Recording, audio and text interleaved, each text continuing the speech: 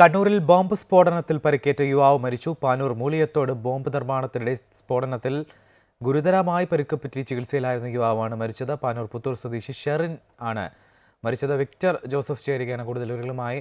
Victor, bomb നിർമ്മാണത്തിനിടെയാണ് ഈ സ്ഫോടനം ഉണ്ടായതും പരിക്കേറ്റ് ചികിത്സയിലായിരുന്നു ഇയാൾ എന്നുള്ളതാണ് മനസ്സിലാക്കുന്നത്. മരണം സ്ഥിരീകരിച്ചിരിക്കുന്നു.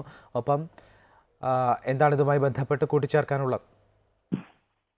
നന്ദു, എന്തായാലും കഴിഞ്ഞ ദിവസമാണ് ഈ ബോംബ് നിർമ്മാണത്തിനിടെ അപകടമുണ്ടായത്. 2 പേർക്കാണ് ഗുരുതരമായി പരിക്കേറ്റത്. ഒരാളുടെ കൈപ്പത്തി തകരുകയും ഷെറിന്റെ മുഖത്ത് ഗുരുതരമായി പരിക്കേൽക്കുകയും ചെയ്തിരുന്നു.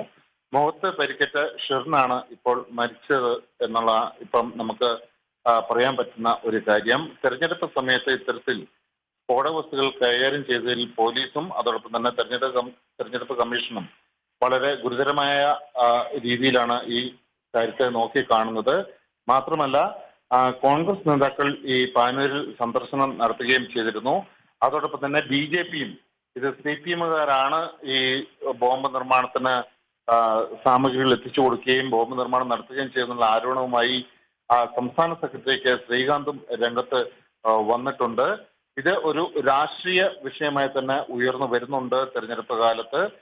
പ്രത്യേകിച്ച് ഈ പരിക്കേറ്റ 2 പേരും CPM അനുഭാവികളാണെന്നാണ് സൂചന വരുന്നത്. പക്ഷേ വിവരങ്ങൾ പുറത്തു പറയാൻ പോലീസോ അതോടൊപ്പം തന്നെ പാർട്ടി നേതൃത്വമോ തയ്യാറായിട്ടില്ല എന്നുള്ളതും എടുത്തു പറയേണ്ട കാര്യമാണ്. എന്തായാലും പരിക്കേറ്റ 2 പേരിൽ ഒരാൾ ഇപ്പോൾ മരണപ്പെട്ടിരിക്കുന്നു എന്നുള്ള ദുഃഖകരമായ കാര്യമാണ് നമുക്കിപ്പോൾ പറയാനുള്ളത്.